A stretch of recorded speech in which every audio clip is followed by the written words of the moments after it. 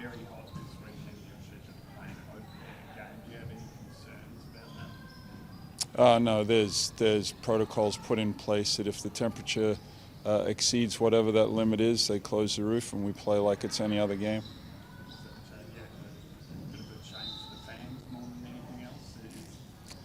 Yeah, and look, whoever probably thought when they were going with this concept that you'd be closing it for too hot, it's usually the other way around. So the beauty of living in the climate of Perth. What was what did it feel like in terms of heat when you played Melbourne a couple of weeks ago? Was it hot during the day, and then did you notice it? Well, it's not like we're trying to get our heads around whether it's going to be noticeable in the arena. Look, you don't notice it once the game gets going. You just get immersed in the game. I'm not an engineer, but I actually do think the roof is a little higher than John Cain, so what that does for the temperature and all of those types of things, I have no idea.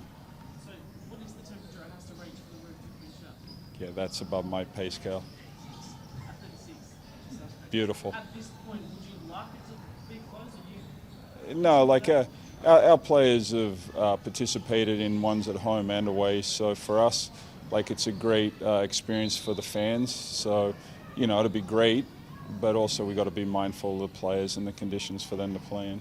So if it is 36, it's meant to be 41. At what point will you get told that the roof will be shut? Whenever I get told.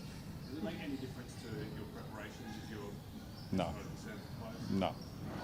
The joint was buzzing last year, and gave you a big advantage.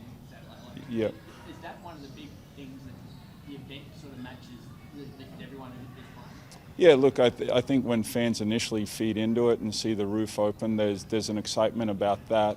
And then what I would say is we come out with a good momentum early in that game, and our style of play, I think, just fed into allowing the crowd to explode like they did. You're flying at a group at the moment. What's your messaging at the moment to try to maintain this sort of performance? Well, depending on how you look at it, you say we're flying, but we're also 12-7. So we have to keep building. We have room to improve. And the way things are going, we've put ourselves in a good position, but the moment we relax and feel good about ourselves, that's when we'll get punched in the face. Because of the start of the season, what you've done now, you've sort of made up for that, but hasn't given you the massive advantage that you would have if you played this way. Correct, for sure. And look, as you can see with the league, it's very hard to continue with that type of momentum, and that's where I feel like we need to keep growing, and it's all about us versus the opposition, because when we play at a good level or a level that I'm happy with, we usually take care of business. Alex was doing some run-throughs down there. What's the update with his hip, and when can we expect him to be back? Yeah, I would say it's more likely for next week. He's made good progress this week, but I would say more next week will be probably the likely scenario for him. So his recovery is pretty much on plan? Yes, absolutely, and everyone involved is very mindful of the future that he has in front of him. Are you getting spoken to anyone else? Like your decision on when he plays and his day, get some feedback on what you guys should and shouldn't do with him at this point? Look, there has to be a comfort level for all parties. I think we're being very mindful, and now, like as I said last week, it gives someone else an opportunity to capitalise on the minutes that Alex has been playing. So moving into the playoff part of the season, that allows us to add a little bit more depth and some confidence within guys that had limited opportunity before. Is it a bit of a unique challenge for you to have to balance the multiple interests around a player that his contract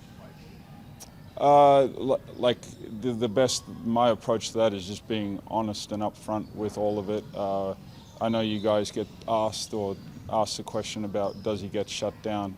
I honestly believe, and I've said this before, when we're in a job that winning is critiqued at the highest level, when you get a chance to play for a championship level team, I think that only improves your status.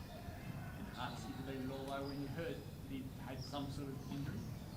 No, my heart skipped a beat when he fell on the decal. Like that's when my heart skipped a beat.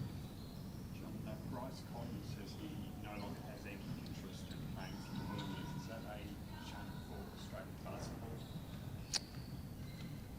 What I would say about this, because it's created quite a groundswell, as of today, could he play for the Boomers?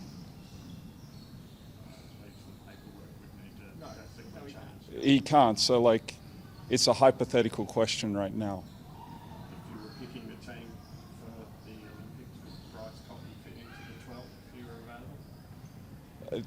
Like, that it's a hypothetical question. I'm not going to get sucked into this situation, because if he had his paperwork when it was available to be done, I'm sure he would be part of that situation.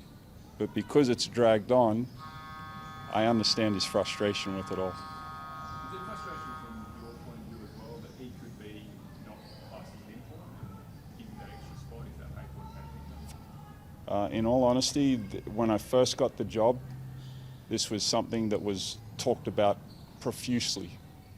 We're in the same situation, so I can't worry about that. And he looks after himself. He plays at a high enough level. Like, these are questions that I don't worry and have to think about. You get Corey Webster back. Yep. Yep. Yes. What's he available to do? Is he fully clear? Is he on managed minutes, or he obviously comes to bench? But what's it? Where do you have from not running around much? He hasn't been running around.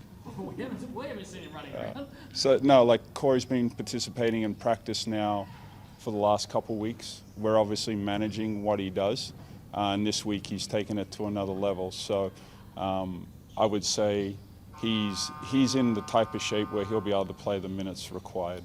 It's exciting to see him healthy again. Yeah, like yesterday when we scrimmaged and he participated, it brought a nice little breath of fresh air to the group that he was playing with. And you know, as one of the players commented, Corey Webster was doing Corey Webster things. It must be exciting for him. Like, he must be frustrated to talk about. Look, anytime, like, Alex Sarr would be disappointed. I think when you see a team trending in the right direction and you only get to watch it from afar versus really being able to sink your teeth into it, that kind of just eats at you as a little bit as a player. Is there anyone other than Sarah who's ruled out? No. And from the Southeast Melbourne perspective, they're missing plenty of guys. What version of them do you expect? That's the thing, is everyone's got their issues right now with injuries and all different things. We can only control what we can control, and that's us. And if we come out and play at a high level, it won't matter who they have on the floor.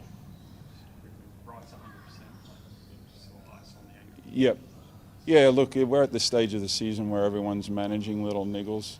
I play him way too much, so he's a little bit sore.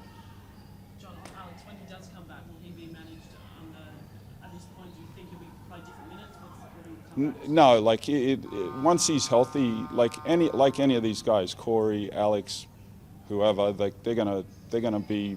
I always project them as being able to come right back into where they were. Thanks, Joe. No worries. Thank you.